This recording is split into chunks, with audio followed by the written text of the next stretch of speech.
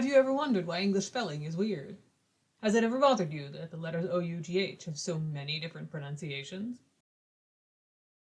Or perhaps have you ever wondered why the word February is a little hard to say in relation to how it's spelled? Well, my friends, the answer is Latin, though not perhaps in the way you may expect. You see, standardized spelling, as we know and understand it today, did not come to be until the mid-1700s.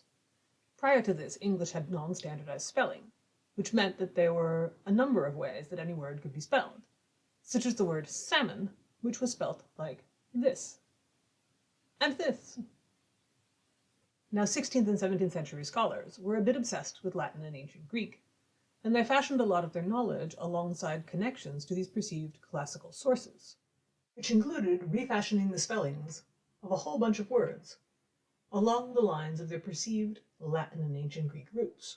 And though many of the etymologies sourced in this time period were accurate, for example, for the word receipt, which definitely has a Latinate origin, and was refashioned at this time to have that semi-silent P hanging out in the end, the roots that were identified for these words were ancient, more than a millennia old, and so they reflected pronunciations that were not only not contemporary, but were from a totally different language.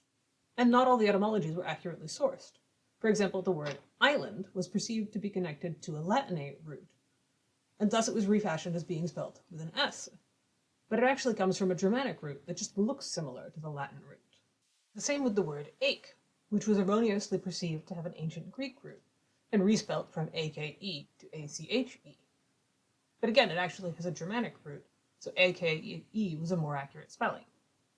So when standardized spelling became commonplace in the late 17th and early 1800s, the variants that were codified as correct and proper English, basically the versions of spelling that went into the dictionaries, were the ones taken from the educated classes, which included a whole bunch of spellings that had been recently Latinized and Grecified.